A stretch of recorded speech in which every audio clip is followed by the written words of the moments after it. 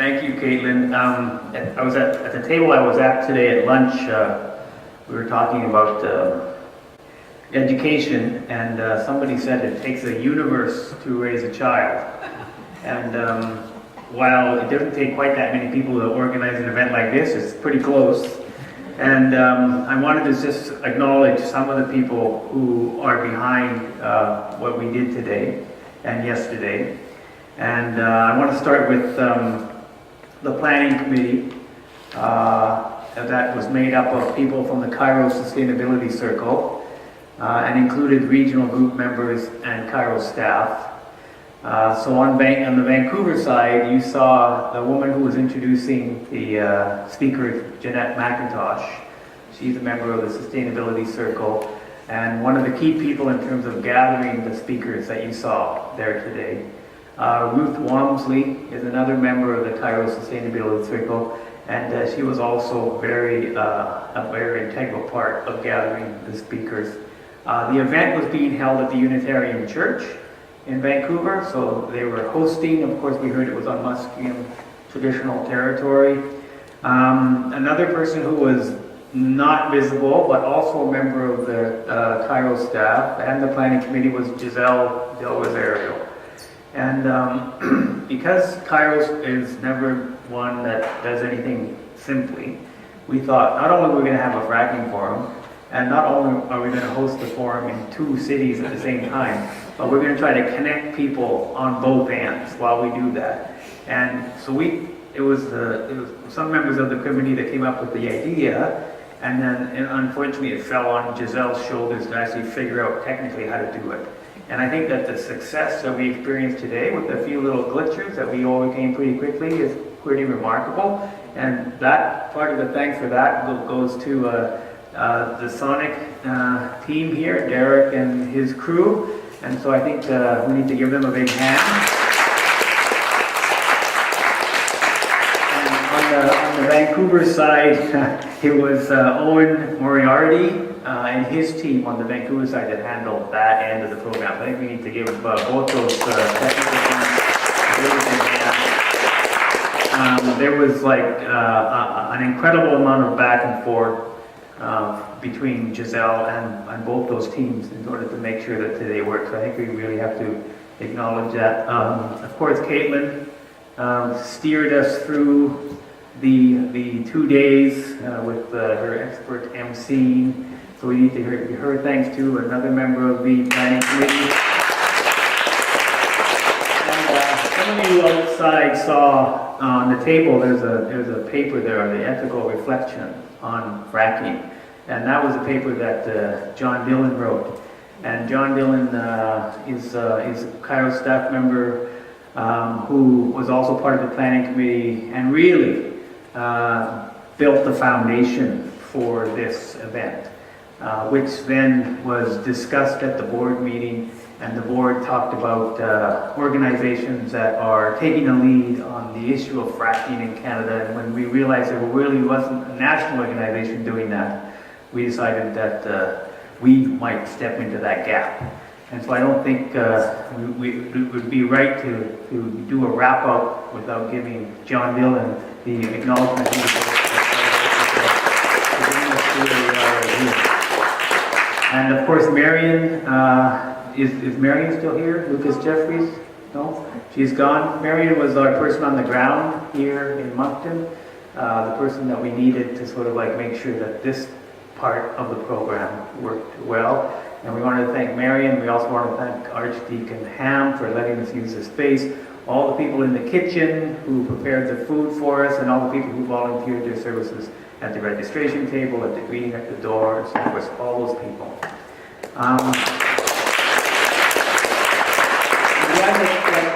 Kenneth and Alma here, and Alma, I mean, I think you were blushing when Chief Stewart kept giving you all of that. I'm not sure that he could see you, but I think we share his pleasure in having the 2 of you be part of our program. I don't think it would have been the same without you. We also were so privileged to have Katrina speak with us today.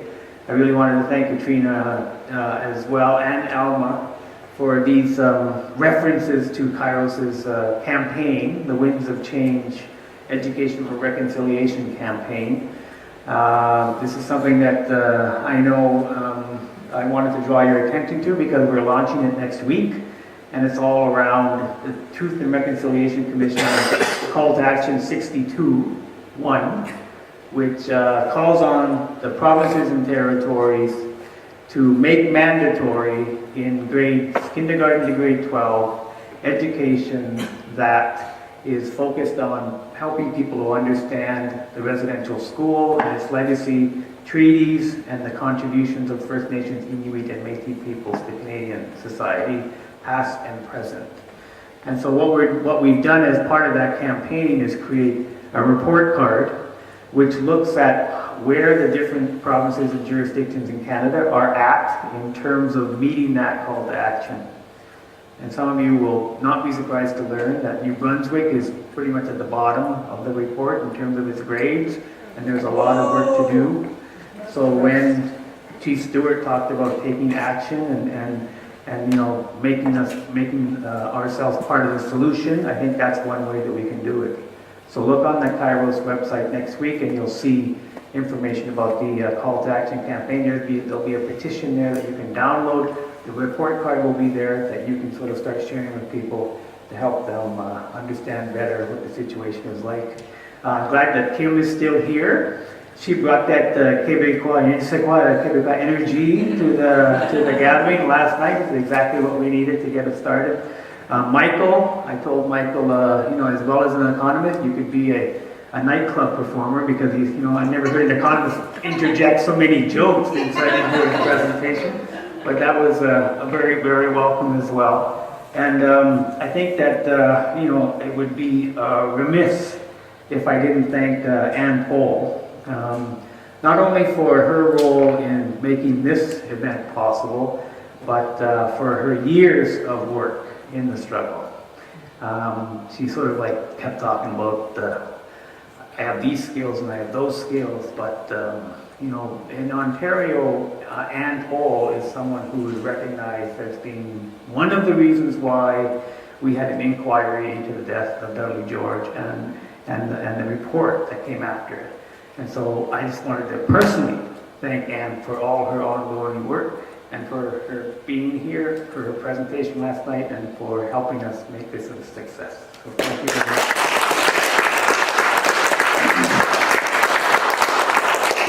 A couple more zeros for you. What did you say? Couple more zeros Couple for more you. zeros. Oh boy! There's a few people too that I want to mention. Kairos staff, Ian Thompson was in Vancouver. He was tweeting for us. He did an interview with CBC Radio. You saw him. He asked Ann Pohl's question actually. So he just asked. That was Ian's back that we saw on the screen. Rob Hughes was a former member of the Kairos Indigenous Rights Circle. He spoke after the free, prior, and informed consent video. So they screened that in Vancouver as well, and he had a few comments to say about that. On the website, if you go to the Kairos website, and you see what's on the website around this forum, all of that stuff is done by Kairos' digital media communications coordinator, Jennifer Danny. And she's been working all weekend, posting stuff. The link right there is Caleb's presentation, but what she's done is she's extracted the slides so that, you know, you can actually see the slides and hear Caleb speak at the same time. And if you go to the website, all the videos that have been shown, so the call-out video, the free, prior, and informed consent video, those are all up there now. All the presentations are there, so you can watch them and you can download them. That's Jennifer. All the graphics around the forum on the page, those are all Jennifer Danny's work. Already, yeah. We've got, we've also had today, we've had CBC Radio, we've done an interview with Rogers TV was here, Alma spoke to them, and just before he spoke, Chief Stuart Phillips spoke with CTV in Vancouver. So all of those media contacts were by Cheryl McNamara. Kairos' media communications coordinator. So I think we need to give him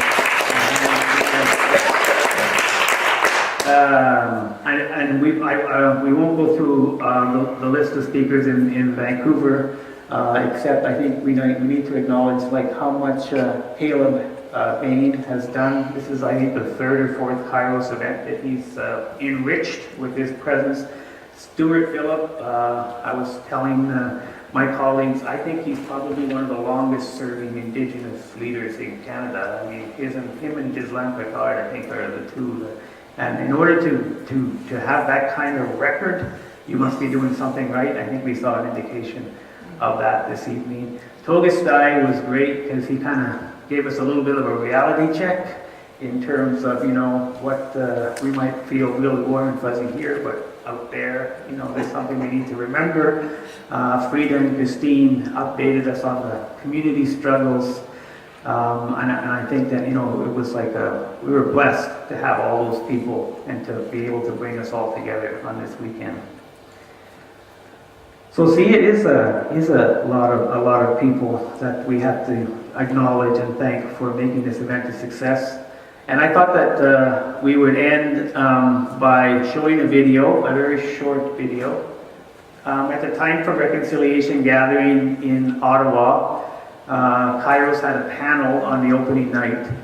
And because we were trying to acknowledge the three Aboriginal groups in Canada, First Nations, Inuit, and Métis, we had elders from those three groups open the panel. And one of the elders was Albert Dumont, who is Algonquin from Kitigan-Zibi. And he spoke, and on the panel that he spoke before, there was a young man named Justin Holness, who's a hip-hop performer. And his stage name is Jacoda, because he's part Jamaican and part Dakota from Manitoba. So his name is Jacoda. And he was so inspired by Albert Dumont's presentation that he wrote a song and he made a video, and it's called Reconciliation. And it has Albert in it. And so I was at an event that morning with Albert, the morning that he filmed the video, and it was an event at the Beechwood Cemetery, the National Cemetery in Ottawa, and they were unveiling a plaque for Peter Henderson Bryce, who is the doctor who was working for the Department of Indian Affairs back in the early 1900s. He was a whistleblower on the deaths in residential schools. And his report was ignored. He lost his job in the department. He finally published it. It was called A National Crime. That's where John Malloy got the title for his book later. So Albert was at this event because he was helping with the opening there. And he told me, I'm going to do this hip-hop video after. And I said to Albert, it's taking you years to build up your reputation. You could lose that all in 3 minutes. That's a video. And he looked at me and said, I never thought of it that way. But he went ahead and he did the video anyways. So we're going to show it. So it's Jacoda performing with a young Mohawk woman named LB. And you'll see Albert in the video. And there's a line in there that talks about a piece of Kairos program that we call the blanket exercise, which I think everyone is familiar with. And I won't give it away more than that. But I just wanted to sort of like plug the blanket exercise one more time. On the website, while you're looking at the fracking form and checking out the campaign information, take a look at the blanket exercise resource page where we're posting, we have how-to videos, and we hope to soon have a place where facilitators can go and share their experiences with the exercise. Because even though we know of dozens and hundreds of exercises that are going on across the country, even here we have people who are facilitated it. There are exercises going on that we don't know about. And so we hope to have that all online soon so that we can learn and share from each other. So I don't think, have I forgotten anybody to thank? Huh? No? I'll thank myself and someone else is going to do that. No. So, we're going to end with this. I want to thank, oh, I did forget. I forgot to thank all of you, obviously, because without you, it wouldn't matter how much work we put into it. I want to thank you for taking, as Chief Stewart Phillips said, taking some time out of your Saturday and your Friday evening for joining us here to continue this work of reconciliation and for helping to ignite this fire of justice in all of us. So, are you guys ready? Ready to roll? Okay, here's Reconciliation with Jakota and LB. We shine bright like the colors of the sunset. Yeah. We fell Jakota. asleep with our eyes wet, and we woke LB. up with the truth that we bled. Truth and reconciliation, it's the rehabilitation of our nation, of our nation. They destroyed our creation, our 7 generations. We are mother's creation, and now it's time to heal our nation. Yeah, I got him. Yeah. This song is dedicated to all the survivors. If you forgot, well, the song is to help remind us. Protect the culture, protect the language, share the stories, cause it's all sacred. All the children lost, all those lives taken, 150 years of hearts breaking. Our family structure is all broken. Our 8th fire is now smoking. The Indian Act is still part of legislation. The TRC put together some recommendations. This conservative government just rejected them. But the truth is, we're the ones rejecting them. Prime Minister Harper, he must have lost his mind. He's so out of shape, he needs a blanket exercise. No conspiracy theory, we see your devil's eye. Hear the warriors singing, making the song cry. Hold your eagle feathers up, you'll put them up high. Truth and reconciliation is a state of mind. We gotta heal our nation, cause now is the time. The answer's in your heart, if you look, you shall find. We shine bright like the colors of the sunset. We fell asleep with our eyes wet, and we woke up with the truth that we bled. Truth and reconciliation, it's the rehabilitation of our nation, of our nation.